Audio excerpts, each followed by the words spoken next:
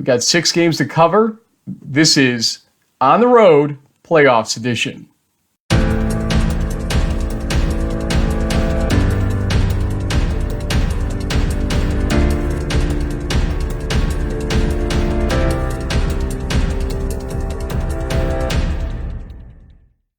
Playoffs, James says all the time. Well, it's time for playoffs, JB, and we have 6 games to cover. 4 teams that we have interviews with, covering 4 of those 6 games essentially. So, JB, before we jump in, you did these things, the tails of the tape that we're going to be showing on the screen as we go along. What was your takeaway overall without naming names? Well, I think some of the things that I noticed, Frank, was the fact that for the most part, even though there may be some rankings and different stuff involved, statistically, the matchups are pretty even across the board. And I also was kind of surprised that the turnover margin for some of the teams was a lot lower than what we've seen in prior years. I mean, of this batch of 6 games, I mean, Bridgewater had the best with plus 11. Salisbury, surprisingly, was neutral with 0. They've lost 13, but they've also collected 13 turnovers. Usually, when you have top-seeded teams and brackets, they have like a plus 10, 15. Sometimes we've seen RPI go to the playoffs in the past with like plus 20 something. So lower than usual turnover numbers, but other than maybe one game, some pretty even matchups across the board. And, there's, I think, 4 teams in this bracket right now that wouldn't surprise me if they made it through to face off against what's probably going to be Mount Union. Well, we'll see what happens. We're going to start with the lower right-hand part of the bracket. That is the Mount Union bracket, as most people would call it, or quadrant. And the top 2 games have nothing to do with the East for now, but the bottom 2 games obviously do. So we'll start with Wesley, number 10 team in the nation, hosting Framingham State. And interestingly enough, and you're going to hear a little bit of this in the interviews that we're going to run here, Framingham State's excited about this matchup. They actually thanked Jim Catanzaro for the seeding that was done. They are not fearing the Wesley Wolverines. Interesting thought. Let's look at the stats here. Offensively, both teams around 440 per game with a pretty even balance in rush and pass. Defensively, Framingham State allows about 30 more yards per game. But you look at the quarterback comparison, Adam Wojenski has thrown 8 interceptions, but 7 of them were in the first 2 games of the season. He's thrown only 1 interception in the last 8 games and 27 TDs in the 10 games this season. Plus 4 rushing touchdowns. Drew Fry, we believe, gets the start for Wesley, and he is a freshman. Now, people are excited about him, but they were excited about Mullen as well when he came in during the Endicott game. You just don't know what you're going to get when you get an inexperienced quarterback behind center. We'll see what happens. The Freddie Junes of the world, excel. Sometimes it's a great thing. Sometimes it's not. We'll get a good test here to see what happens. -3 turnover margin for Wesley. I found that hard to believe when I saw it. 0 for Framingham State. And point differential, not very different between the 2 teams. So there is that, but we always go to you for your breakdown assessment, but I want to go to our interviews first, and then we'll have the assessment after that. The first interview is with a bunch of guys that like to think of themselves as kind of the Wu-Tang Clan of the defense, with Coach Landers at the helm of this, the defensive coordinator. We kind of got a tip from Coach Landers about their defensive mentality or approach being based on the Wu-Tang Clan. And so who better to join me for this interview than Selection Committee Chairman Jim Catanzaro. And we go about 8 minutes in here talking about their defensive philosophy. And Jim, thanks for doing the brunt of the questioning on this one, because there was no way in hell I was going to be able to handle this. Yep, exactly. So let's take a look at this. Okay, we're going to uncharted territory here. You can see a bunch of folks around me. I'm at Framingham State, and you also can see Jim Catanzaro, the committee chair, who Framingham State is actually happy about. They're happy with where they were placed in the bracket. We'll talk more about that in other interviews. But Coach Landers is here. Former Mount Ida guy, right? That's correct. And then he came over here. So Massachusetts' loss in terms of the school is Framingham State's gain. My gain too to be able to work with Coach Kelley and the Wu-Tang Clan. But let's talk about the Wu-Tang Clan, and we've got Jim here because he is a big Wu-Tang guy. You sent me a note that basically said that there's a Wu-Tang influence in the defensive scheme here at Framingham State. Now, I am not proficient, I'm sorry, Jim, on the Wu-Tang Clan, but Jim is, so he's going to take over questioning in a second. I'm going to actually exit stage right here, but tell me first what this is all about. This is about basically having an identity and having rules of the way to play defense and really to have some fun with it. You know, the whole idea was that we were a bunch of talented people and we needed to come together under one banner and one flag on defense, and, you know, it was the Wu-Tang Clan for us. Jim, take it over, but first, as I get out of here, introduce who we have here. Adam Wojenski, I play offense. I'm a too. Joshua Jogo, ODB. Joshua Smiley, ODB, defensive end. Kelley Karen, Reza, outside linebacker. Hunter Parker, DB. Jim, go ahead. So I got to ask, Coach, you know, there's 11 guys on the field. I think I might have found it out already. You got 11 positions. There's not 11 members of Wu-Tang. How do you handle that component? Sure. Basically, what we did was we gave each position an identity. So the defensive line, they're like the ODB. They're like Old Dirty. You know, they have their own style. They're unique. They're talented and they're ferocious and they can't be denied. So they were the ODB. That was kind of an easy choice. And then for us, RZA was the man with the plan, the guy that put it all together. And for us, it's the linebackers. They make the calls. They make the checks. Instead of making checks and calls, we basically say they write the rhymes. Mm-hmm. They kind of tell everyone where to line up and where to go. And then the final piece of it is the method man. That's the defensive backs. You know, Method Man sung the hooks. He made good songs into great songs and made them hits. So just like everything that we do with the defense, at the back end, the defensive backs make the interceptions, come up, strip the ball. They put the sauce on the top, so to speak, at the end of the day. So that makes you the defense coordinator. That makes you have to be Raekwon then, because you're the chef mixing it up. Yeah, that could be right. Or you could see I'm in the back. I could be the Ghostface Killer, however you want to see it. Okay, all right. Yeah, we won't make you guy, but we'll keep you at least a little humble there. Thanks. What has been as you guys have had this experience? I mean, obviously I grew up on Wu-Tang. You guys are a little bit young. You're getting kind of the revisionist history a little bit. You know, one of you guys as a player, what's one of the most important things you've taken from this experience, being kind of getting that push to some old school hip hop, that hardcore hip hop that doesn't really come out anymore?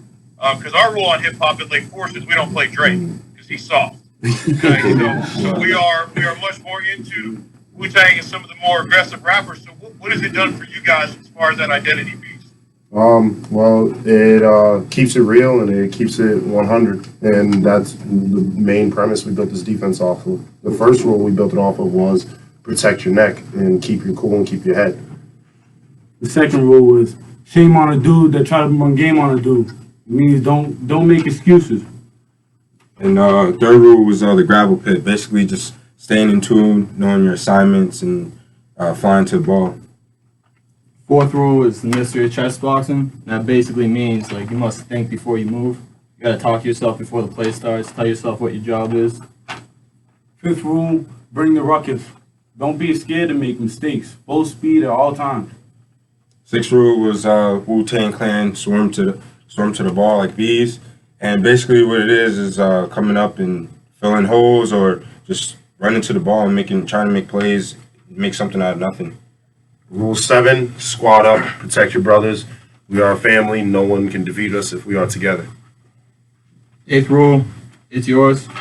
That basically just means enjoy the moment, protect yourself in the moment, and enjoy the experience that you're having in big games. Number 9, Coach Landis had showed us a music video called Triumph a couple weeks ago. And in the music video, I don't know if you guys know, but I'm a senior transfer. So one of the biggest things was just coming over here, having fun, and just learning to play the game of football and have fun with it, like as if we were kids again. And that's what the ninth rule was about. We're having fun with it. And the final rule is something that RZA would always say is, for us, football is about belief in self and mathematics. Believe in yourself and your preparation and your skill set and believe in the people that are around you, and then finally mathematics. For us, football is all about math. It's about analytics. It's about breaking down our opponents. It's about the geometry, the angles that we take.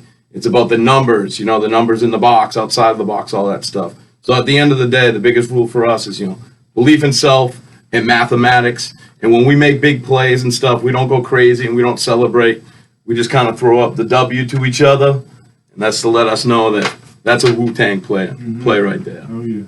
Stepping I back. love it, man. I gotta admit, I'm a little bit jealous that this never crossed my mind, but I love what you guys are doing. And, the best album Wu-Tang ever came out with was the first one, was 36 Chambers, and there's 32 chambers left in the NCAA playoffs, so I hope you guys will take care of business. Well, thank you. Thank you. So one thing, Jim, we want to make sure that when you were on your call this week, that you did have a little advanced knowledge of this Wu-Tang Clan connection. This had no influence on their bracketing or standing inside the brackets, correct? Absolutely not. It would take a heck of a lot more than that to get me to get rid of ethics and morals. That's what I would never tolerate it.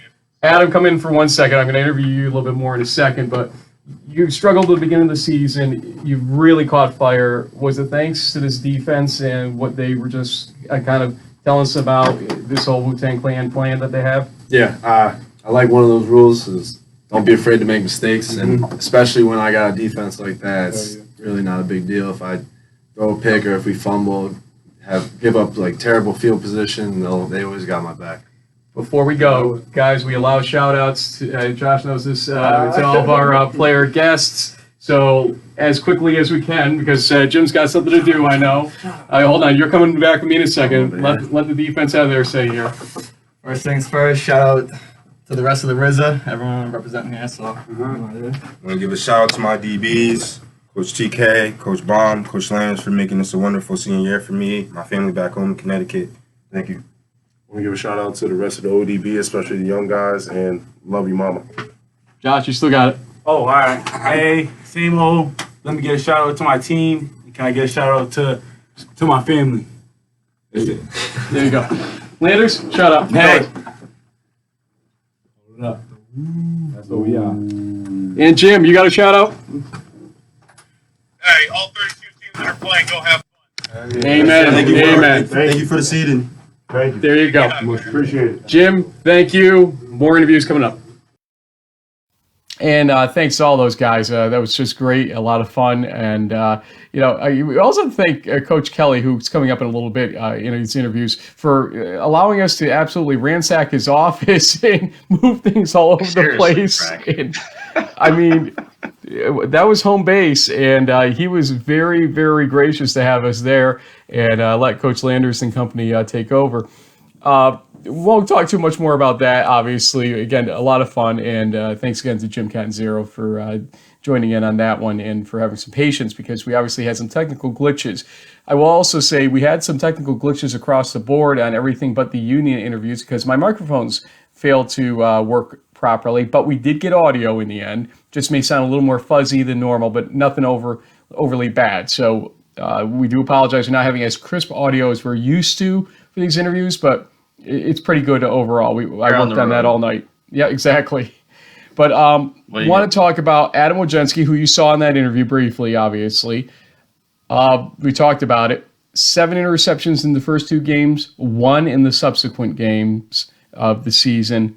The senior leadership, they need him to really show up and perform in this game against Wesley with minimal mistakes. Here's the interview with him.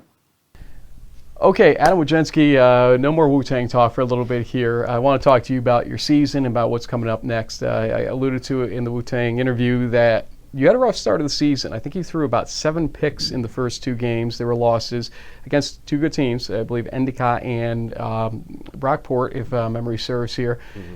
But since then, you've thrown, I believe, 1 interception in the ensuing 8 games that you guys have played, have thrown about 20 touchdowns in the last 5 games. Your efficiency went from the 40s to, you've been anywhere from 48 to 93% in games. What happened? What changed? Competition in the beginning of the year was a lot higher than I think we faced during the regular season. Some games, but I don't know. I guess I just got hot. Well, okay, yeah, that's fair, but hot is one thing, blazing is another. That's where you are right now. Yeah. How do you take that momentum into a game like Wesley, where their defense has really been what has kept them alive as they've gone through multiple quarterback changes on their end, and we think that the freshmen may get the start again. We're not sure, but I mean, the defense is strong there. How do you fight that defense? Just stick to the game plan and trust in myself. It's all mental, I think. Coach Kelley and all the coaching staff here speaks volumes about you, about how far you've come along. Obviously, now a senior, a leadership position you really have in this team and whatnot. How special has it been to be in this culture over the last years? That's why I came here, to be on a great team, great coaches, and I love them all my teammates, all my coaches. What would a win against Wesley mean to this program? It would mean that we made it farther than any other team in Framingham State history. So it's enough for me.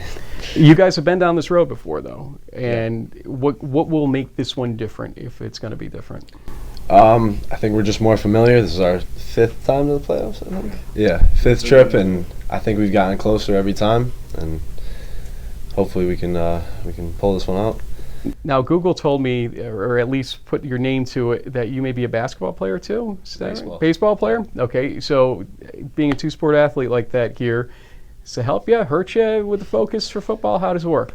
I don't really know. I only played one season. I think I only pitched like 7 innings. I had a good time. I mean, but football all the way? Love competition, yeah. There you go. Yeah.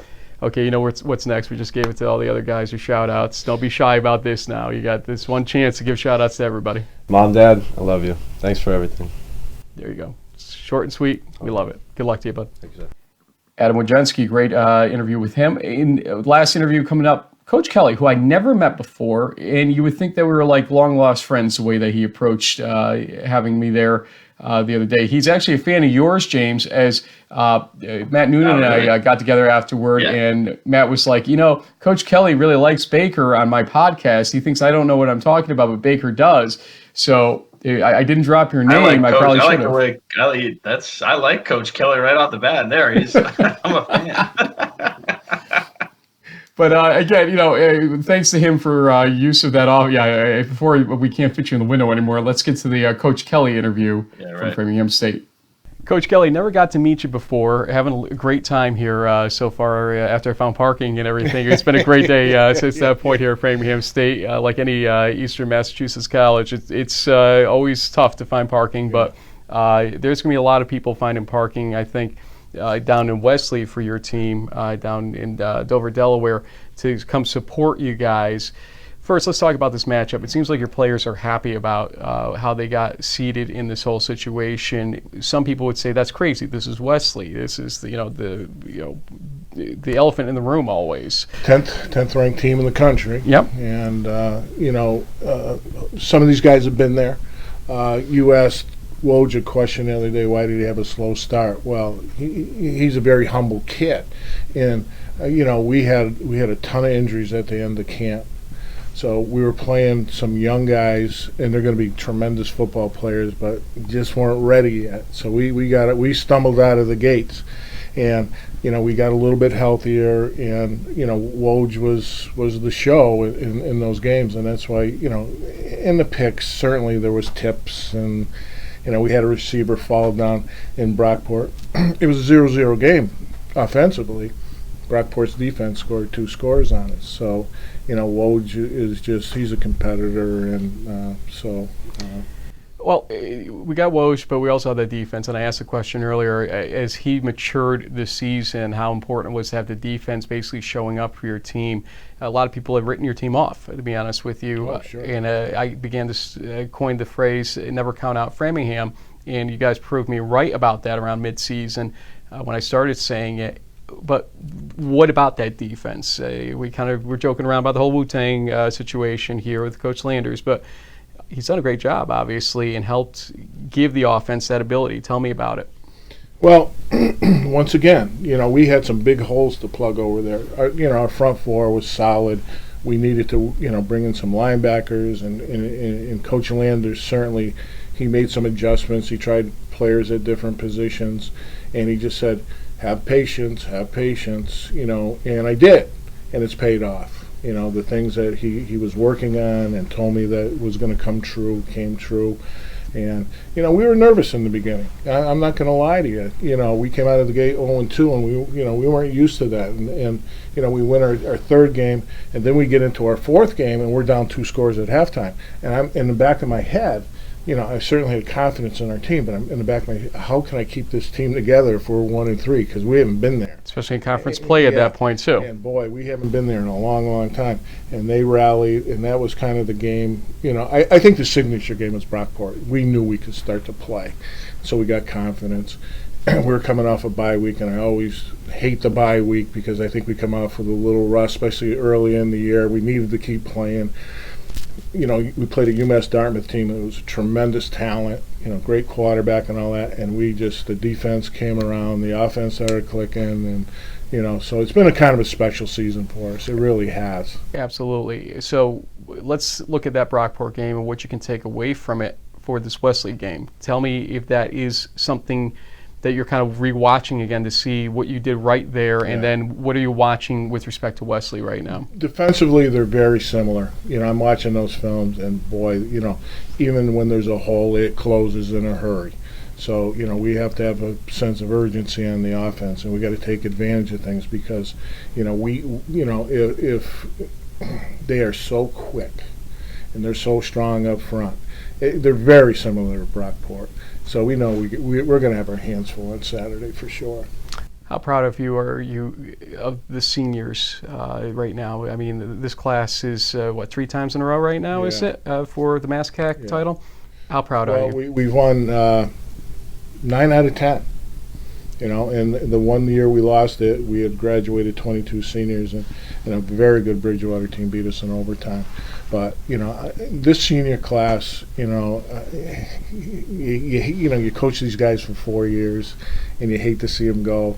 But, boy, they're a class act, and everything they do, they deserve because they're hard workers.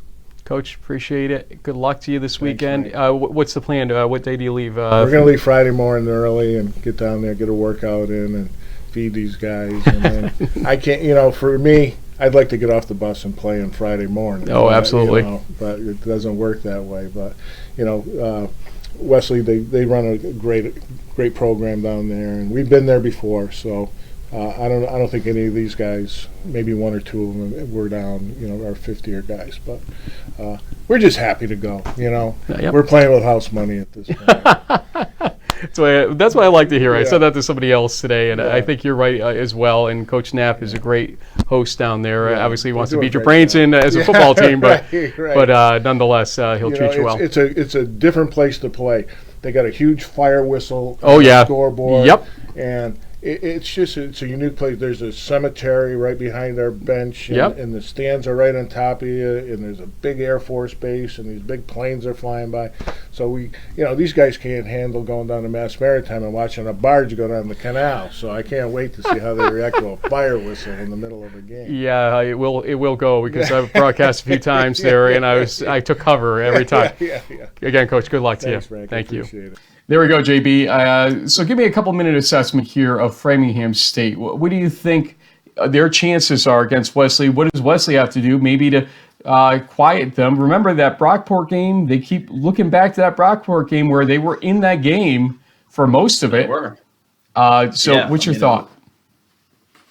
Well, my thought is, this isn't the same Wesley juggernaut of years past, but credit Coach Kelley and the Rams. They've always scheduled above their weight class, and they've gotten experience in the playoffs these last couple seasons. They went up to Brockport last year and hung in there pretty well. They played other teams around the East region from New York State, Pennsylvania, wherever. They're not afraid to line up and play football against anybody. And with the size and speed of their defensive line, they might as well not be afraid, especially given the fact that we heard from our friends Jason Bowen and Sean Green that Drew Fry, the freshman quarterback, is going to get his first career start in the opening round of the playoffs. And I know he was the Delaware High School Football Player of the Year, came in with a lot of accolades and so on and so forth. But for the most part, the Wolverines have worked with Morocco and Mullen for most of the season. For some reason, the coach wanted to make a change. One of the things that kind of stood out to me, Frank, was in looking at some of the different statistical numbers, is the fact that actually, even though the overall numbers, Framingham State's rush defense is actually been stronger statistically anyway than Wesley's. So it makes me wonder to what extent are they going to sort of force Fry to beat them with his arm and try to really shut down EJ Lee and the running attack. But the fact that the turnover numbers are kind of not really there, I do think there will be at least one or two of those that will affect this game. But overall, when you look at them sort of just right next to each other, if you didn't know the names at the top of the headlines, you'd say that this is a pretty even matchup.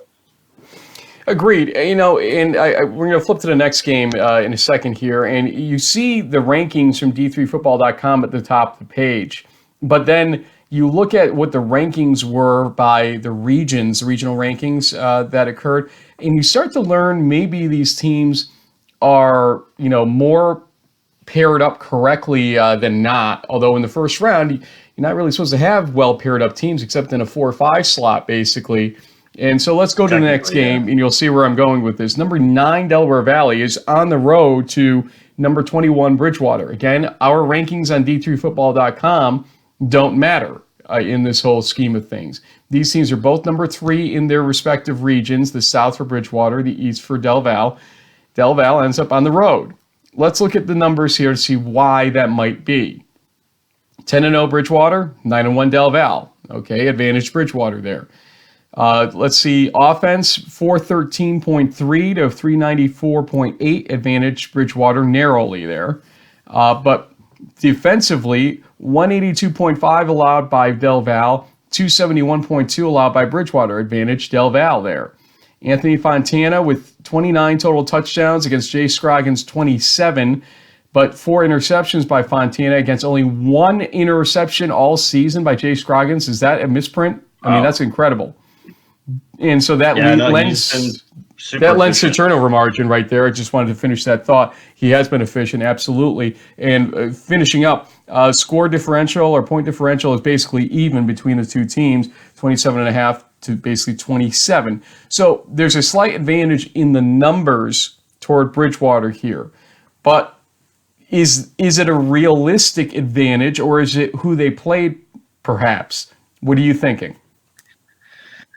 Well, that's a tough thing because I don't know a ton about Rodak, but when you see the fact that they've got 8 conference games, there weren't a ton of out of conference games for either one of these teams. We know that Del Val played Wesley, who's highly rated, and took 4 overtimes for that game to be decided. So we know Del Val is a playoff veteran. They've been in, this is I think their 17th or 18th trip now. So probably a little more familiarity in the defense. That 182.5 yards allowed, Frank, is I think second in the nation right now. And with players like Nobile on the defensive line, Scroggins might be running for his life a little bit back there unless the offensive line can keep an eye on number 7. I think it's Nobile. We always have this trouble with his name and his brother. Potato.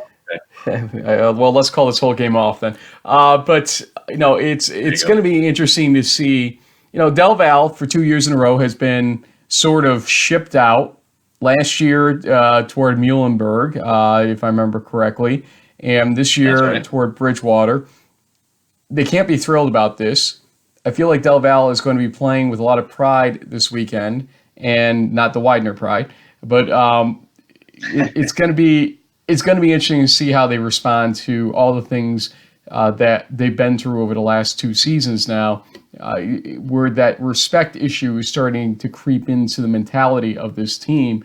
And it can, pay dividends on the field when that starts becoming the case. We'll see what they're able to do with it. But again, the stats would give an edge to Bridgewater, but I'm not so sure that the teams they played, aside from Stevenson, where we have some comparison points there, really do much to give us anything to talk about when the stats are this close together overall. Let's go to, go ahead. You're going to pull out who did what against Stevenson, I'm going to guess right now? Well, yeah, I mean, we love our laws of syllogism. So, yeah, the Eagles did win that game 37-22. Del Val beat them the following week 28-21. So, Bridgewater, I guess you could say, handled them a little bit better. But what's interesting is that actually that game was, it was a little more lopsided. So, man, that could be that could be the canary in the coal mine. We'll see. Let's go to the upper right bracket at this point, which is the Salisbury bracket, I should say. I keep wanting to call it the Muhlenberg bracket because in my own mind, I feel like it's that way or that way. Yeah. Yeah, it feels like in my mind that Muhlenberg is actually the better team of the two between Salisbury and Muhlenberg. I honestly feel that way.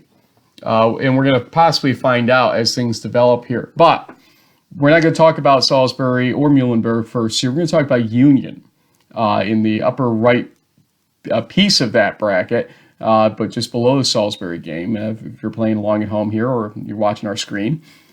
Union, number 13 team in the country, against unranked Case Western Reserve, who lost to Carnegie Mellon in the final game of the regular season, don't forget. Look at the teams passing-wise. Offensively, we've known Case Western Reserve to be an offensive team, but they seem to be a little lacking there compared to Union by about 14 or 15 yards.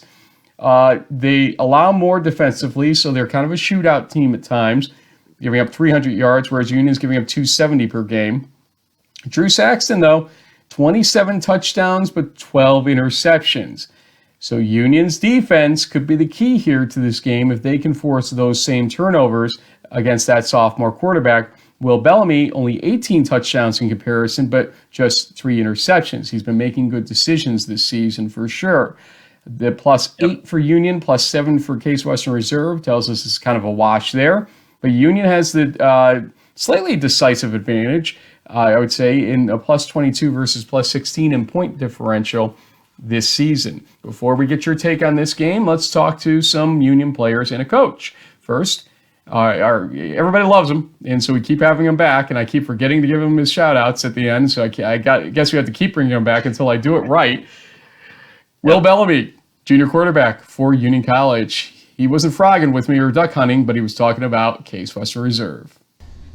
Will Bellamy, welcome to the playoffs. Appreciate it. Feels good. It should feel good, although it is a little cold out here, so I'm not going to keep you too long. Case Western Reserve, here's a team that sort of likes to win in shootouts, but defensively they've only given up 20 points or more 3 times this season. They are a good defensive team. Tell us what you know about them. Yeah, after watching film, seemed like a very good and disciplined football team. They're going to play cover 4, they're going to play zone, and they're going to make you drive down the field and beat them. And when a team plays together and they're well coached, it makes you really put your athletes out there and you have to win one-on-one matchups because they're not going to make many mistakes. So we're going to have to come out and focus all week, prepare hard, and play a complete game on Saturday.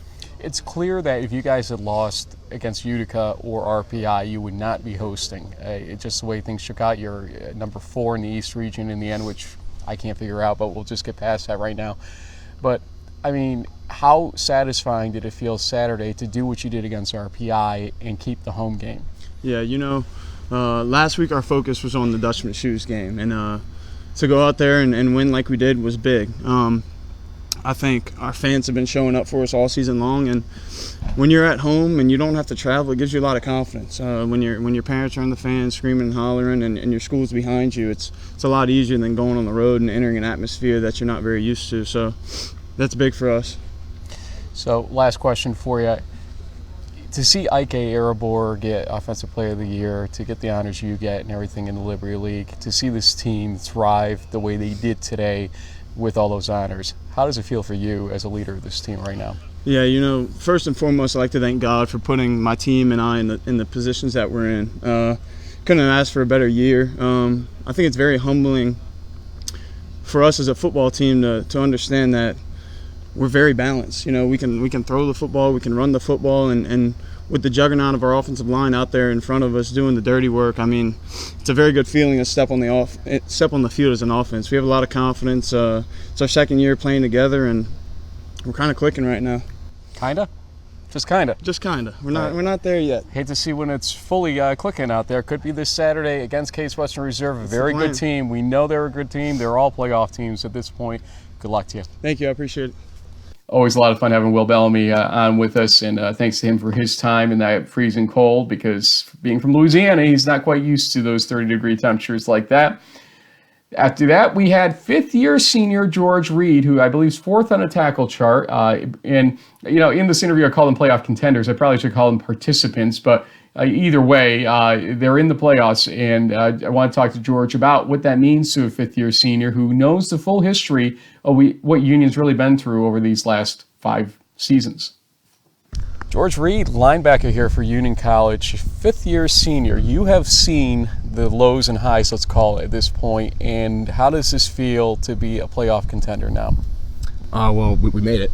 So that's pretty nice. I mean, obviously coming from my freshman year with a different head coach, we were a 0-10 program, and you know, a lot of guys dropped off. I knew that was something I was never going to do, and I stuck it out. And I had an ACL injury my sophomore year, so allowed me to redshirt and, you know, come back for this 5th season. It's been great, and, you know, being a playoff team is really special, and you can see it, you feel it every day when you wake up, and it's cool being at practice on a team like this. The team you're contending against is Case Western Reserve, a team that we were talking amongst ourselves earlier. I don't believe in my years, they haven't been here, and that's 25 years worth of Union history here. It's a tough team, though. What do you know about them defensively against their offense? Well, when we flipped on the film, I mean, you could see that that was a physical league they played in. Some big cats up front they have, you know, bigger, taller guys than we've seen, and they like to air it out, though, a little bit. So we kind of came in with a few of the schemes we've used against some previous opponents that we played, and we think we're going to try those out, and I think it'll go well. Home fans, how big is that going to be for you guys on Saturday? It's going to be awesome. I mean, we obviously had a great turnout for the RPI game last week, and that's a rivalry game, and this is a playoff game, so different atmosphere, but hopefully a great one as well. I keep robbing Will of shout-outs, but I want to give you an opportunity because we've never had you on the show before. Any shout-outs you want to give to any friends, family, et cetera, might watch this interview? Yeah, I guess I'll shout out my father, Curtis Reed, and all my boys back home from Darien. There you go. Big game coming up Saturday. George, good luck to you, and great job on your commitment to Union football. Fifth-year senior, you don't see too many of them come through here. They end up going to do other things, but good for you to stay it out and make it happen. Playoffs now. Yeah. Congratulations. Thank you so much. I appreciate it. Linebacker George Reed there with us, and appreciate his time. Fellow poli-sci guy at Union College. Gotta love that. And finally, Coach Behrman, who, you know what, he's in a good mood, or at least he was that night. And for him, it's not playing with the house's money because they should win this game. He knows that fact. He's got connections with the coaching staff at Case Western Reserve. You'll hear about it right here. Coach, you and I, a couple weeks ago when I saw you last at Ithaca, I could sense a little bit of, I guess, not nervousness, but anxiety, I guess, of what could happen the next 2 weeks against Utica, against RPI, to keep this team focused. We know now if your team had lost either one of those games, you would not be hosting this Saturday. It's pretty clear. Mm-hmm. How did you get these guys to focus, especially after kind of a flat performance against Utica? I think you know, it's they've been an easy group, honestly, to keep focused, and I'll credit that to the senior leadership. You know, I think our captain's done a great job of keeping everybody kind of focused and making sure that the priority is focused on. And they've had a great quality and a characteristic of a team to just erase the previous week and the previous game, and when that film's done watching on Sunday, they just go right to the next game and the next opponent. And the next opponent is Case Western Reserve. You have a little bit of history and a relationship there. Why don't you tell folks what that is? Yeah, well, I'm from Northeast Ohio. Yep. Went to John Carroll University, and Greg Deblack, the head coach at Case Western Reserve, was a position coach during my time there at John Carroll, and stayed in touch with him ever since. He's helped me a lot along the way as a coach, and again, another one of their assistants, Ronnie Dolciato, again was an assistant at John Carroll when I was there as well. So, what do you think of this team on film? You've seen them, obviously. Seems to be kind of a shootout team of sorts, but every so often defensively they look stellar out there. They haven't given up more than, I think, 26 points this season. 20, it's only 3 times. Some single-digit defensive outputs. What do you think? I think as an overall team, they play very well as a team, number one. They're very well coached. They have very good personnel. They have very good schemes. And their players execute their schemes very well. Offensively, as you alluded to, I mean, they can score a lot of points. The quarterback's very good.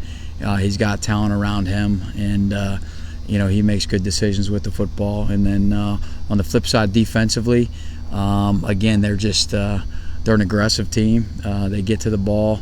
They force you to do things maybe you're not comfortable doing, and they play their techniques very, very well, and they tackle extremely well. How did it feel to see all the names in the All Liberty League teams that came out today, all these Union guys left and right, and then IK as the Offensive Player of the Year? How did that feel for you? It felt good. It felt good because you always want your guys to be recognized, and I think they earn the respect of the other coaches in the league. You don't vote on your own players. You only nominate your players. I was happy for them. Certainly want our guys to be recognized for their hard work and dedication. Well, let's see if he can keep being recognized. It's a big game on Saturday, obviously, and against a good team. And if you win that, there's even a better team probably waiting for you on the other side of it. But for now, Case Western Reserve, good luck to you. Thanks. Union College might be firing the cannon, FTC. I think folks might be able to see it there. Thanks for that. I appreciate it, yeah, Coach. Absolutely. And you couldn't see it in the interview because it was folded, but Coach, thanks for the Fire the Cannon hat here, the Union hat. I guess I should wear it here, or at least try to. It looks it's not quite worked in yet for my awkward head.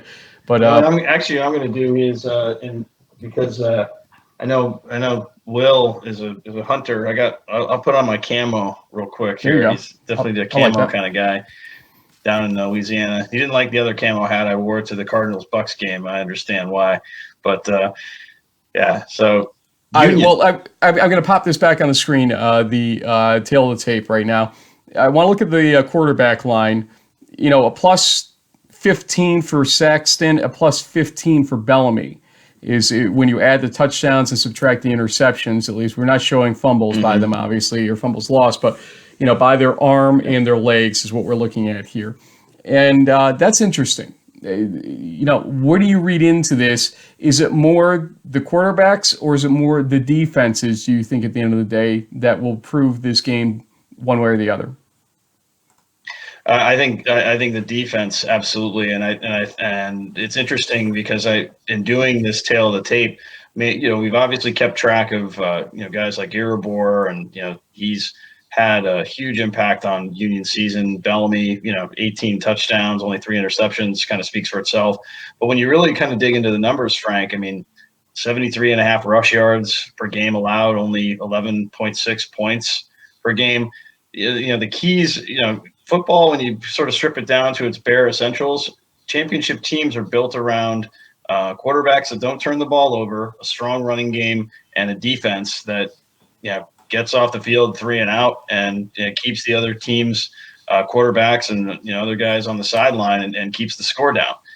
This Union team has all the ingredients to advance maybe farther in the tournament than people might give them credit for. I think a lot of the focus on this Union team, for a lot of justifiable reasons, has been on the offense, but behind the scenes, kind of maybe working a little under the radar, is how strong this defensive unit really is. We shall see. The winner of this game, I'm going to take this off for posterity purposes at this point. The winner of this game will play the winner of SUNY Maritime at Salisbury. Let's look at the tail of the tape here. couple of asterisks that you can fill in the blank for as I go along here. But Salisbury at 9-0, SUNY Maritime at 5-5. You have them as 3-2 in the ECFC, but I'm guessing this means they weren't the winner of the ECFC. Technically, Dean was. Exactly. Yes, that's correct. So that's just what the asterisk there for. They're not technically the conference champions. We've been through ad nauseum about this whole thing. Just, there it is. We'll keep going. The thing I'm going to say in whole here is this. It's about plus 280 in terms of yardage, offense versus defense for Salisbury. It's minus 50, or minus 52 technically, for SUNY Maritime. They are giving up more yards than they're gaining. And that's never a good thing when you're going out against a team that's plus 280, basically. Jack Lynn is the recent implant, I think, into the quarterback role. That's what the asterisk is there for. The junior has 1 touchdown pass, but 1 interception. Jack Lanham, 23 touchdown passes for this so-called triple option team that's not really a triple option team. That's a lot of touchdown passes, 7 rushing touchdowns. You would think it to be reversed for past Salisbury teams. 6 interceptions, but that means he's plus 24 using interceptions only as the negative on it. Minus 7 turnover margin for SUNY Maritime, 0 for Salisbury. 36.5 point differential between the two teams. Yeah. Is there even a chance for SUNY Maritime? No. 0. This is going to be like a 60 to. Last time SUNY went to the playoffs, they were beaten by Alfred 60-0. This will probably be a very similar outing. No disrespect to the Privateers, but Salisbury is one of the top programs in the nation, and not the obviously the region. They will probably be up 35-0 by the end of the first quarter, and it's just they're just a machine. And SUNY Maritime with a new coach and. They just don't have the athletes there just yet to compete at this level. It'll be a great, learning opportunity to go against the best in the East here. And but this game is not going to be a lot of fun for Coach Rearing. How are you, Coach Rearing? How are you? I could talk to you. Oh, I agree with you, Coach. We said the same thing about the Mount St. Joseph game that you didn't have a chance, and you won that. So I hear you, sir. Let me ask JB about that. Thanks, Coach. JB, I think you heard the question, basically. What's going on here? Is it possible?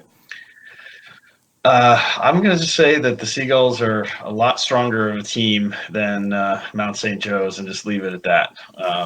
They're the top seed for a reason. Fair enough.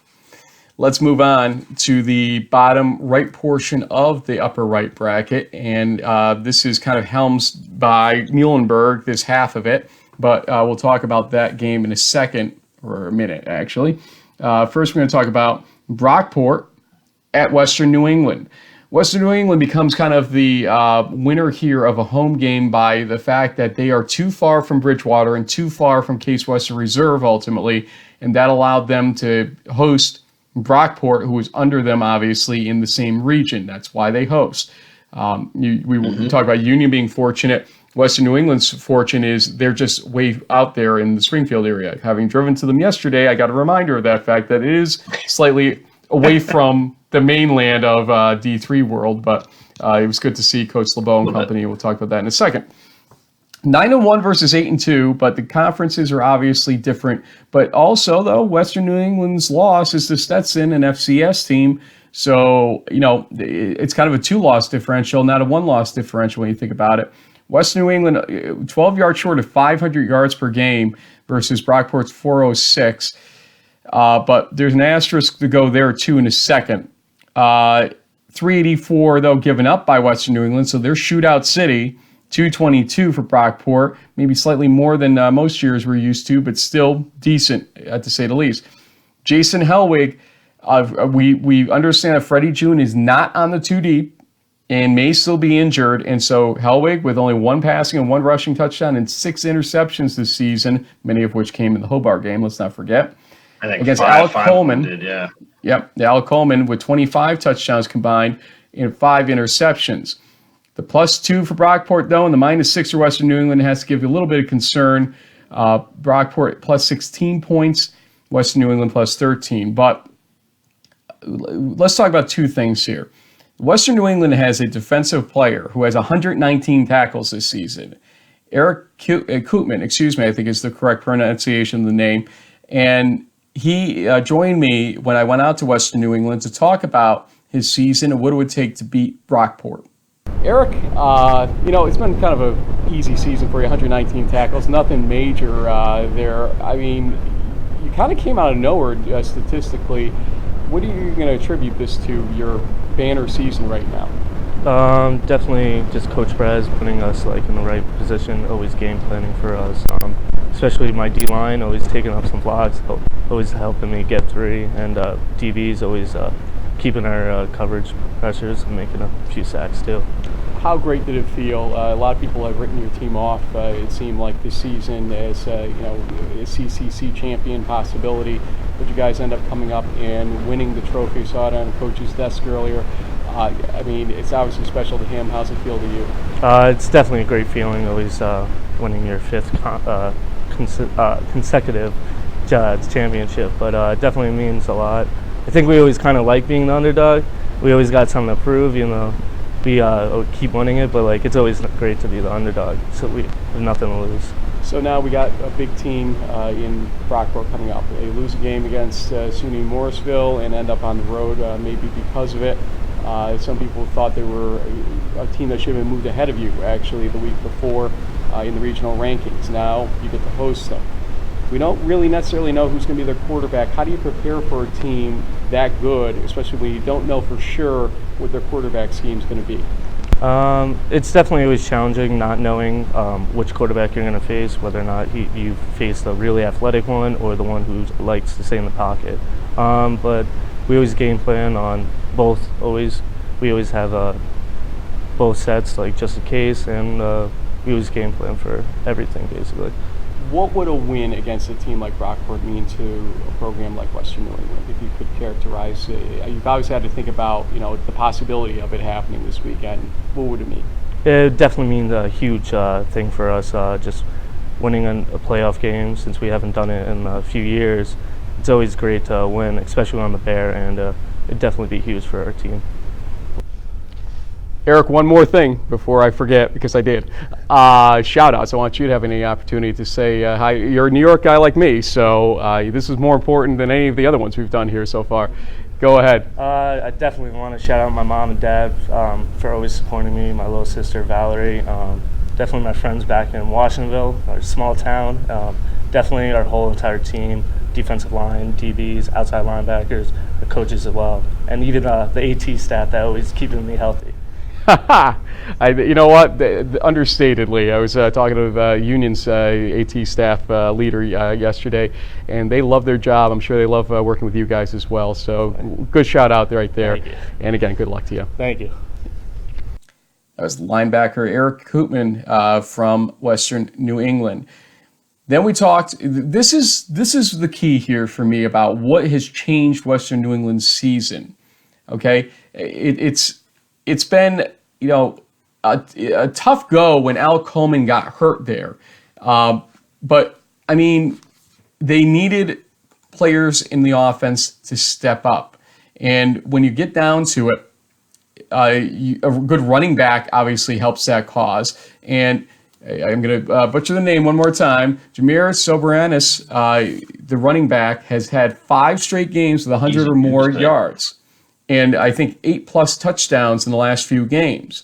And that has really opened up Coleman's ability to get back in the saddle and to have a great passing game again for Western New England. But that really, if he is successful, to me, that is the key against that rush defense of Brockport. If he can open up, or the offensive line can open up some holes and give him a chance to get 5 to 7 yards at a clip, that's going to change the game, because then Coleman's going to have the ability to throw the ball downfield and score with his arm.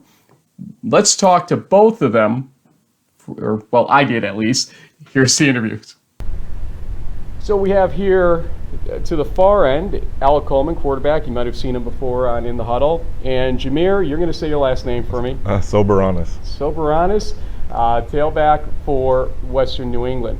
Now, Jamyre is actually a player that's kind of becoming more well-known as the weeks have come along. 5 straight weeks with 100 or more yards rushing, I believe it is. I think there was 8 touchdowns in those 5 games. I'm going to ask Alec, though, how big is it to have a running back that is becoming so efficient and prolific right now for your game, especially after coming back from injury this season? It's unbelievable. I think for a lot of people, this is a surprise, but for the guys within this team, this was expected from Jamyre. We've known since he came in his freshman year that he's capable of doing this. But the fact that he's out there actually doing it on the field makes my responsibility a lot less stressful, knowing that I don't always have to make the big play and things like that. But aside from Jamyre, we have unbelievable talent on the offense. So I don't always feel that pressure, regardless of whether or not Jamyre's on. Jamyre, in the same light though, when you guys lost him in the Stetson game and then for 2 more games after that, what was the team's feeling? Was there a little bit of nervousness losing such a weapon like Alec, or what was really going through this team's mind? I say as a team, as offense specifically, we wasn't really nervous. We just knew that we all had to step up as a whole unit. Alec, he's a quarterback. He makes all the plays, but the rest of us, we talk together. We really have to step up. So we just took one play at a time. We just did what we had to do. Rushing-wise, the defense for Brockport has been tremendous again this year. After a slow start, they went to the minus yardage numbers again, what they were giving up. Does that make it an especially big challenge for you? I mean, how do you beat a defense like that when they are so good at stopping the run? I mean, we know Brockport is a great defense. Obviously they're really good at stopping the run, like you just said. But we always talk about it. We're not too focused on what they do. We're trying to focus on what we do. Coach Lebeau and the rest of the offensive coaches are preparing us, taking one day at a time. We're always watching film on them. Watching their technique and see where we can beat them. So. Yeah. Alec, Brockport has been a really good team, obviously, for the last couple of years as you've matured into your quarterback role. You obviously watched the East Region teams like Brockport. What would it mean if you were able to go out there as quarterback and help beat a team like Brockport right now? I think it would be phenomenal for not only this program, but for the Commonwealth Coast Conference as a whole. I think it would really give us a step up respect-wise. I feel like the Empire 8, don't get me wrong, is an unbelievably talented league, extremely difficult to win, and props to Brockport, who have won it 2 years or 3 years in a row now. However, we playing a team like Brockport, kind of going back to what Jamyre said, doesn't bother us that much because we're so focused on what we're doing. So for me to go out there and play quarterback and maybe to beat a team like Brockport would make me much more proud of the guys in the locker room and on the field with me than it would, say just the program overall. It's a home game. You're going to have a lot of people here. It obviously means a lot for you guys. I'm going to give you both a chance, and we'll give Erich a chance in a second because I forgot to give him the opportunity for shout-outs. Player guests get that all the time. Alec, you're the old pro at it, so I'll let you go. Shout-outs for anybody watching. I can shout out my family, my mom, my dad, my 2 brothers, my sister, and my friends at home watching. I can shout out my girlfriend as well. What's her name? Erin is her name. So Erin. Thank you, Erin, for all the support. Thanks, Erin. Jamyre. I just like to shout out my family, my mom, my dad, my little brother, my teammates, my coaches, and my 2 buddies who I live with at school, Karan Hogans and Devin Perez. There you go, folks. And big game, as we keep saying, noontime here at Western New England. It is going to be Brockport coming in against Western New England. Good luck, guys. Thank you. Appreciate it. And thanks again to Alec and Jamyre for that interview. Alec's becoming the old pro in this whole situation, here in the huddle. Jason Lebeau, second-year head coach, and nothing much to talk about. I mean, he just keeps going back to the playoffs. It's nothing. Don't worry about that. Nothing to see here, folks. No, Lebeau has done such a tremendous job after Coach Emery kind of late in the game left the program. And his wife, Samantha, big fan of the show. Hi, Samantha. We say hi to her, actually, at the end of this interview coming up right now. Coach Lebeau, first off, congratulations. The CCC trophy is on your desk. I know this meant a lot to you, but did you feel like you guys are playing an underdog role throughout the year, and did you guys thrive with that, do you think? We don't try to look at things like that. We're focused on what we're trying to do and trying to get better every single day and focusing on our next opponent. We try to block out the noise and not really necessarily worry about what's going on the outside and how we can handle what we're doing here every day. Well, the team responded. What did you gain from the Stetson game? A lot of people questioned that game. Ultimately, Alec went down with an injury in that game. JB attended it and saw some positives in it himself when he was there. But what did you think your team gained from that game? I think anytime you play a quality opponent, you gain a lot. Our guys got the opportunity to compete at a really high level, and now I think you look at it with the playoff roster and traveling with the same exact number that we're going to have on Saturday. I think there's a lot of things that we learned with that group that's going to translate to the playoffs. And I think playing in that moment translated into the conference where no moment was too big for us. So I think there was a lot of positives to it. So you talk about playoffs. Let's talk about the playoff game here. Brockport is no easy team. It doesn't matter what year it is. Obviously, they have bookend losses this season, first game and last game of the season, but they did run off 8 in the middle of wins. And the quarterback situation, obviously a question, so it's tough to game plan around that, I know. How do you approach this game, especially, with that defense, your defense, questioning who they're going to be facing? How do you get them set up right for success on Saturday? Sure. Well, Brockport's very good. They're very good in all areas, offense, defense, special teams. So all we can really do is just to be the best version of us. And that's really what we're trying to hone in on, what we do at our best, and let's do that every single play and take it one play at a time. They're going to do some things that are very, very good, and we've got to be able to up our game, on Saturday. Our coaching staff's doing a really good job preparing our guys for everything. They're going to, we've seen a lot this season, and we've got to prepare for more. And our guys are going to be ready for it. What was your reaction when you found out you had a home game? Oh, it's always exciting to be at home. Our fan base is phenomenal. They're going to be really excited to be back here on the Bear for another opportunity. They're always supporting us wherever we go. We've been kind of all over the place in the playoffs, so it's really cool to be able to be at the comfort of our own home.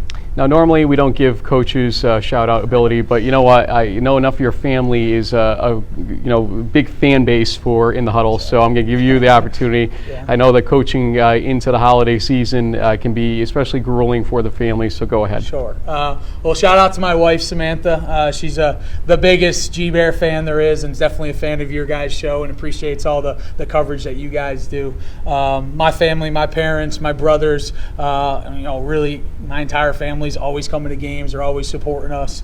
Want to shout out our entire team. We've got a great group of guys that are phenomenal to be around, and it's awesome to spend another week with them.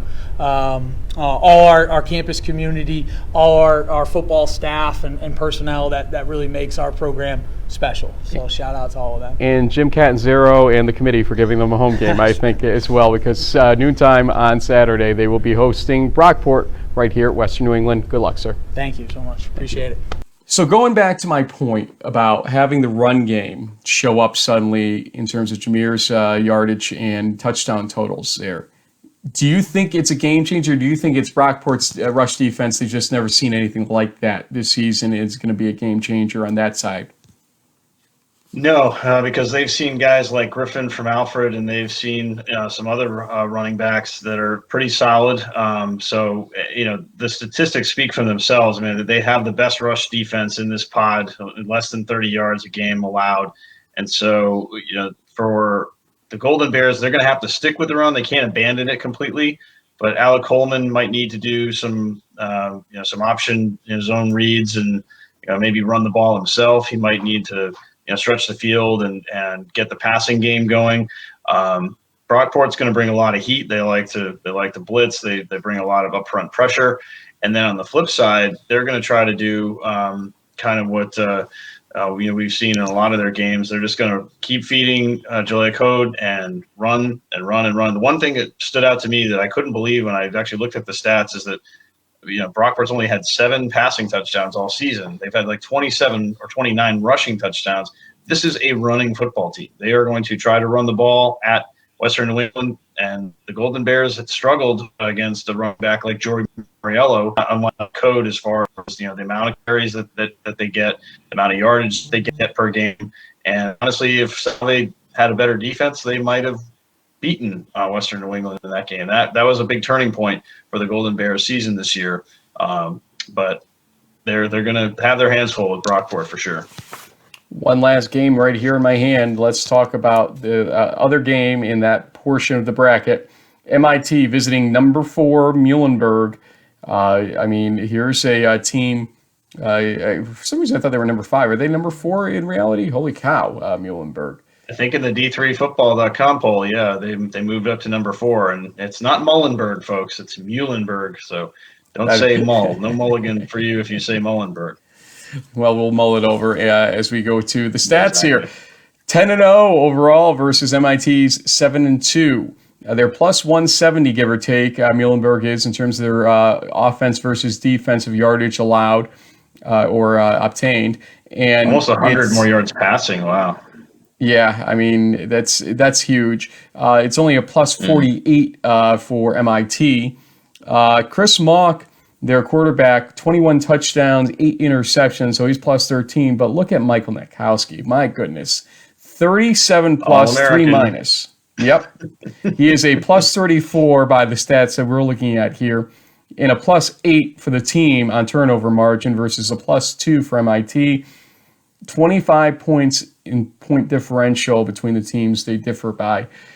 We asked the question, or I asked the question of you in terms of the Salisbury game. SUNY Maritime's numbers were worse than MIT's, granted, when you looked at things, but does MIT have a chance in this game? Before you answer that question, I will let you think about that. We have some interviews coming up first. And we start with defender, quarterback Sean Kent, who is the leading tackler right now, a senior for MIT, because he's going to need to do something here to stop the Nekowski train. Sean Kent, quarterback for MIT. I think you are the leading tackler this season from what I saw earlier, but senior and, first let's talk about this team. A lot of people had discounted MIT coming into this season, and you guys end up winning the conference in kind of spectacular fashion on Saturday with everything that was happening. What did it take for this team to come out and sort of surprise the rest of the conference and the region, for that matter? Yeah, I think it's really the fight in our guys. Obviously, we started 2-2, so I think everyone but us were like, they're going to be average this year.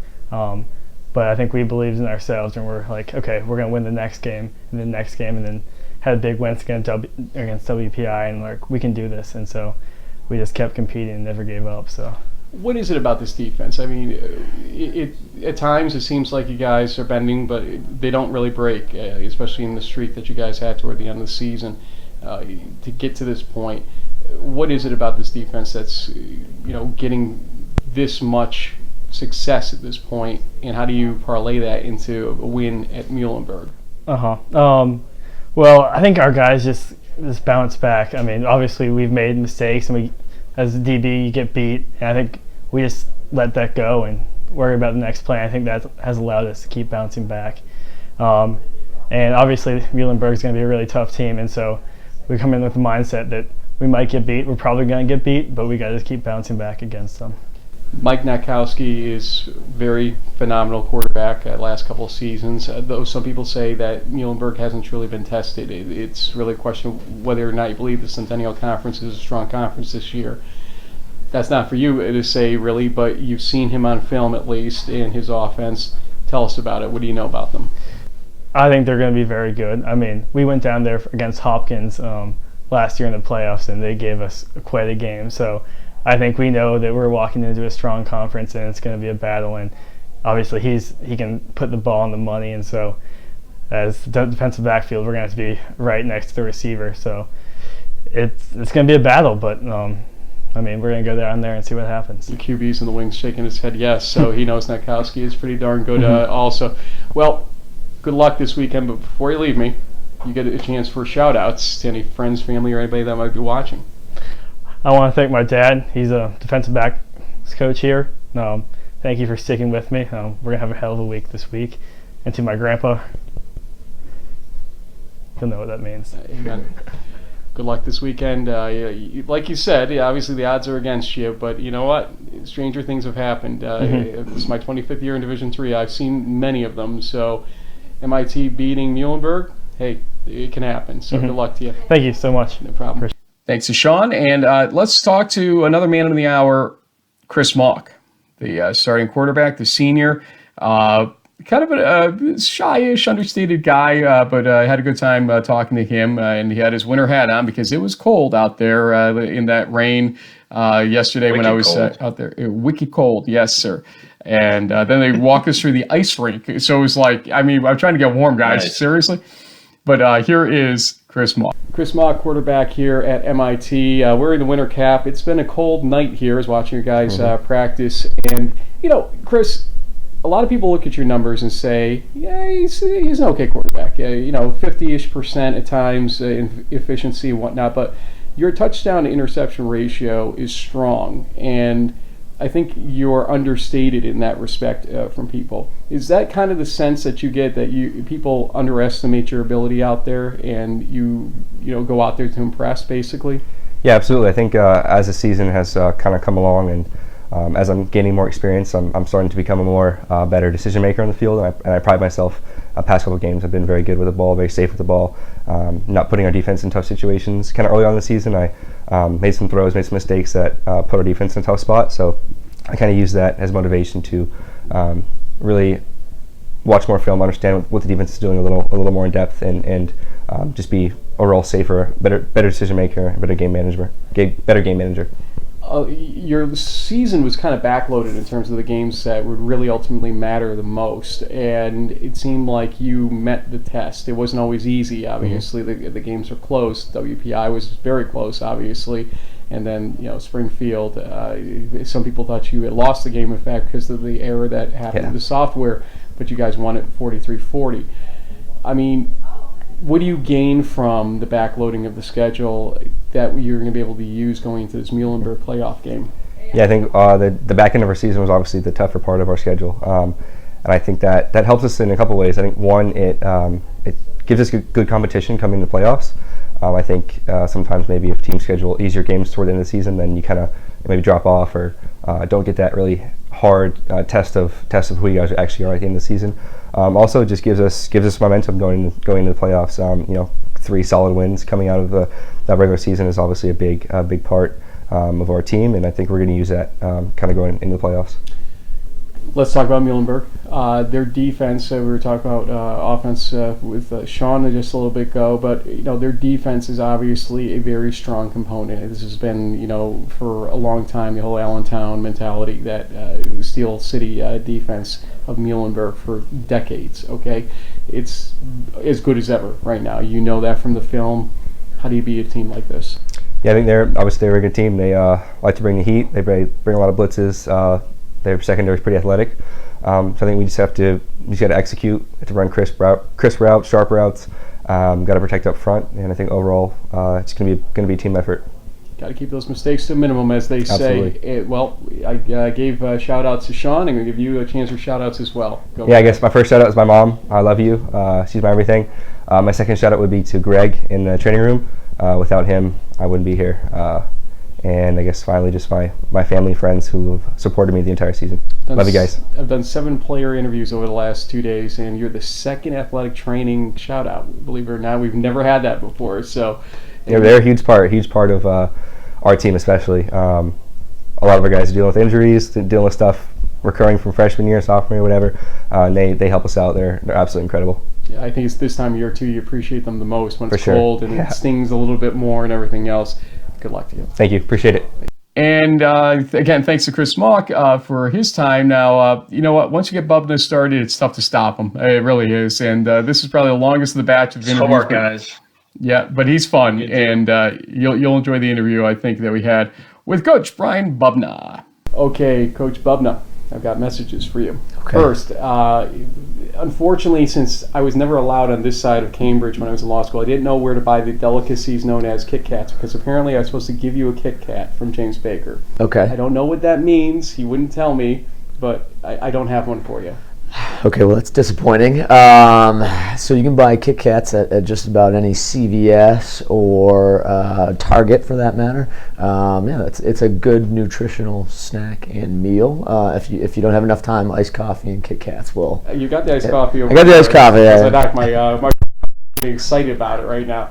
But the other message, actually, from Coach Kelley over at Framingham State, he wanted me to wish you luck. There is a little bit of family fraternity going on, I think, in the state of Massachusetts here as the playoffs come around. And what a great guy. Just met him for the He's first great, time. yeah.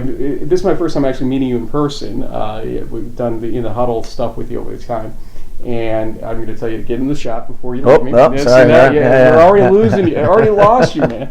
No, this team, you made me look pretty smart because I called you the dark horse basically for the new MAC this season, and you do come and impress at the end of the day. You win it. Were there times when you had doubts though? I mean, you started 2-2 when it was really early on, and people were probably saying they're a young team, or they lost a lot from last year. It'll be okay, next year. But then you come back and win. What was your thought process as the season went along? Well, I mean, playing Carnegie Mellon first week we knew they're a good team, good program, so that was a good starting point. And we did have a lot of young guys, and we knew that it's a different team from 2018, and I think that was one of the things, the mindset of the guys on the team. It wasn't let's do what we did last year. It was like, let's figure out what this team is about, what our strengths and what our weaknesses are, and let's not say week one that we need to be a final finished product. Let's go through the season, see where it gets us, and build from there. And I think if you look at the offense and what they've started with and now what they've kind of become, much different than last year. Figured out some different pieces, some different schemes that weren't there before, that we said, what do our guys do well? And I think one of the turning points is actually our double overtime loss to Merchant Marine down there on the road. It was a tough game, and they said John Robertson, one of our captains, said, hey, remember last year we lost to WPI out there in the pouring rain, and we lost one game last year and we won the new MAC. And at the time, I think guys are kind of, well, okay, it didn't make it feel any better losing in double overtime. But then as the weeks went by, I said, okay, yeah, I think he's right, and we got something going here. Well, you got something going here. You're going to Muhlenberg, and a lot of people don't realize that you were teammates with their head coach, Nate Millen, and our friend James Baker debriefed me on this whole thing. You said before we were talking that you have spoken to him a couple times this week. I was a little surprised by that there wasn't like the cut off wall of silence or whatever. Exactly. But what is your relationship with him normally, and how has it lent to how things have gone this week, basically? Well, I mean, we obviously as coaches, it's kind of a fraternity. You see each other, at the convention every year, in the clinics, and actually, I believe it was 3 or 4 years ago, we actually went down there and kind of shared some ideas in clinic and watched some film when Duke Donnelly was still the head coach, and met with them. And our offense coordinator at the time, Shea Dwyer, had worked at Muhlenberg. He played at Wesleyan as running back and then worked down there. And he came here as the offense coordinator, and we said, well, we should go down there and visit with them.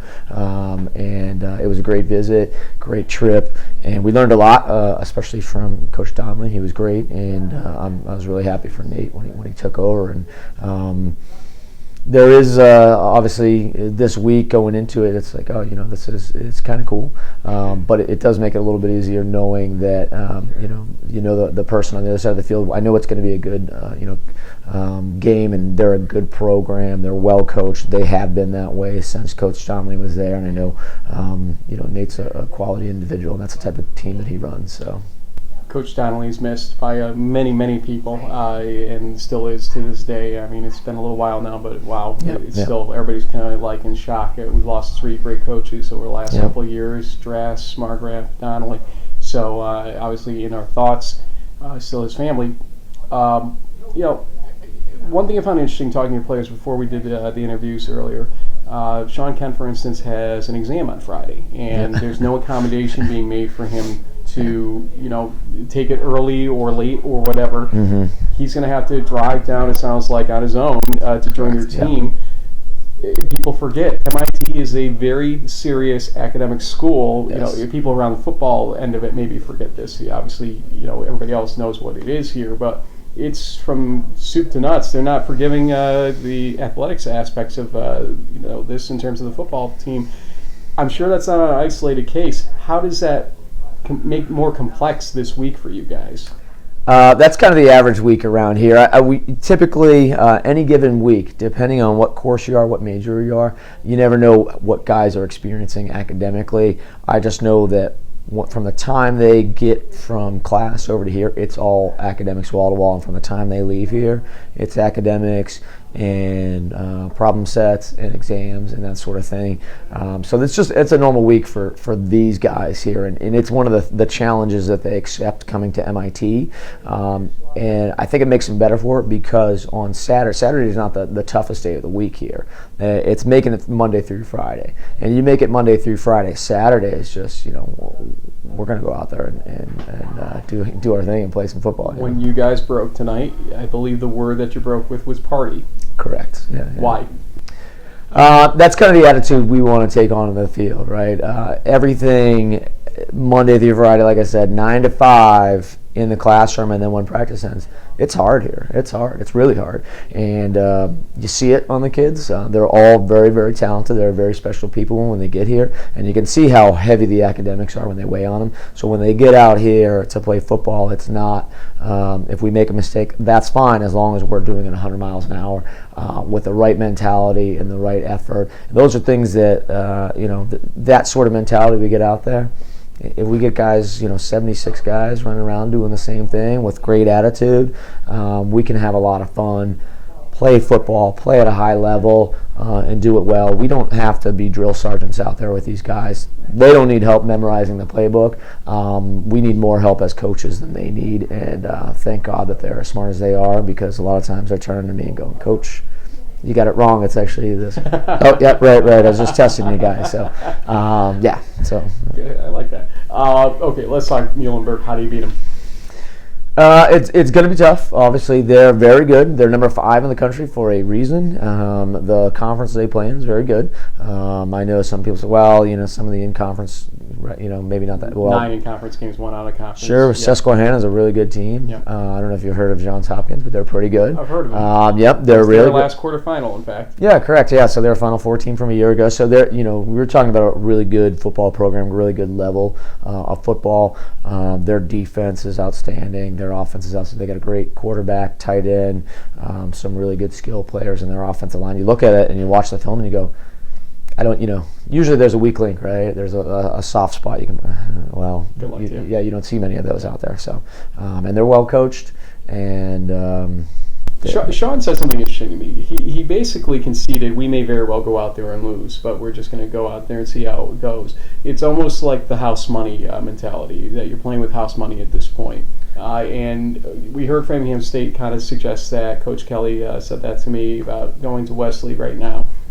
Western New England, in the back and forth after the interview, there was kind of the mentality with their Brockport game coming up.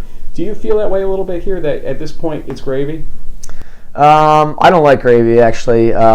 With Thanksgiving coming up soon, I don't actually eat gravy. So this interview is over. Yeah, I'm more of a Kit Kat guy, but yes, you are.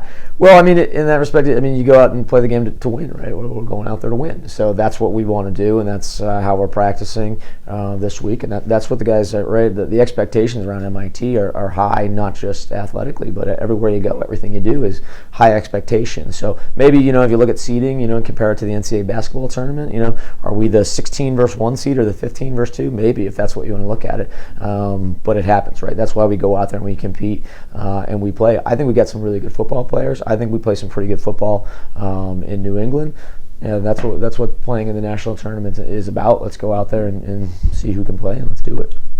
Last thing, we got to say hi to your mom, because from interviews to the past, you told us that she's basically your biggest critic, and she'll tell you what's right, what's wrong, and is usually right on. Yes.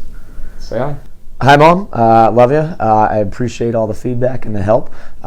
She has been a football parent since I was 8 years old, and she's watched a lot of football. How many years does that make that now? I played 15 seasons, and now I've been coaching 11 or 12 now. So whatever You're that old, huh? Yeah, I'm pretty. Yeah. Yeah, sure. Let's not do the math on that. Get an MIT student in here to add add that up.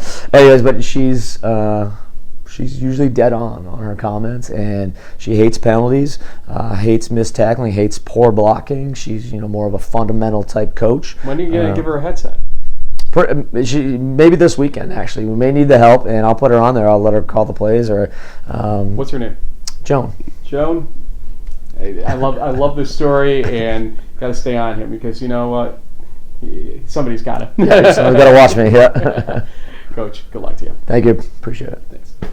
Well, you heard it there about Bubna's relationship with Coach Milne, and they've even talked this week, which I thought they were going to have that big wall put up between them, and no such luck, or no, not such the case, or whatever you want to call it. But look, Chris Mauck is somebody who is basically near a 50 to 55% efficiency, which is one of the lowest efficiencies of a playoff quarterback you'll see for a regular starter. But at least his interception number is only at 8, because we've seen higher numbers, obviously, in some of these quarterbacks that we've run through. Yeah. Does this MIT team have a chance against Muhlenberg? I asked you before the interviews. Now that you've seen those, what do you think? Well, they probably, looking at the statistics and there's a clear advantage for the Mules in this one. They will probably win the game. But the one thing, Frank, that I keep going back to is the fact that MIT has come back and won their last 4 games when it looked like they were down by a couple possessions and were about to get put away, but they just keep finding ways to claw back, to find different ways to score, to stay alive. So unless Muhlenberg just comes out and just gets a quick score, and then they cause a turnover and then another quick score, that kind of situation, for some weird reason, I think MIT can actually hang around and still be alive in this game in the second half.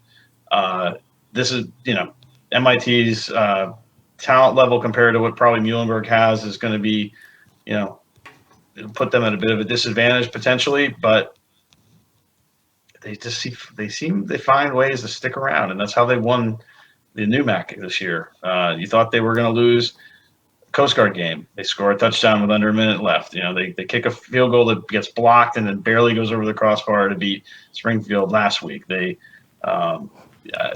exactly. My little, with WPI, they win in overtime. I mean, they come back and kick a field goal to put in overtime, then they win in overtime because they block. I mean, they just hang around. I get what you're saying. They're tough. So, JB, that's the 6 games, and we will come back on Friday to predict them and the bowl games in a little abbreviated fashion. It will be truly lightning because there's just so many games to cover, but we're going to try to get through all of them in our predictions. Yeah. So be prepared for that, folks. Again, thanks to all the sports information directors at Union, Western New England, Framingham State, and MIT. For their cooperation and help getting all these interviews together on short notice. And thanks to the coaches as well, because we actually went to a number of the coaches first in these cases. But a lot of great players that we get to meet through this process. I'm glad I got to go east for once. Good to see Matt Noonan, our friend from Noontime Sports, and talk to him a little bit about the lay of the land out there. And, they do know who we are. That's the good news out in the New England area. They know who Noonan is better, I think. But you know what? They're starting to understand who In the Huddle is. So we appreciate that, to say the least. Yeah, it's been a good partnership. And we'd be remiss if we didn't say congratulations to Matt and his new wife, Liz. They were married just a few days back. He's probably got one of these on now. And he does. Getting to be a grown up now.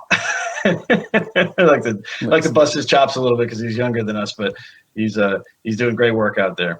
Yeah, there's a rumor that Liz already has her wings putting up with them, but that's a whole nother story for another day. Anyway, folks, we'll see you Friday. Then we'll see you Saturday, or at least I will, on the Bracket Blitz Show. Easy for me to say. I better get used to it, where we will whip around all 16 playoff games in round 1 with D3Football.com. Stay tuned. It's going to be a big weekend over the next few days. Round 1 coming up.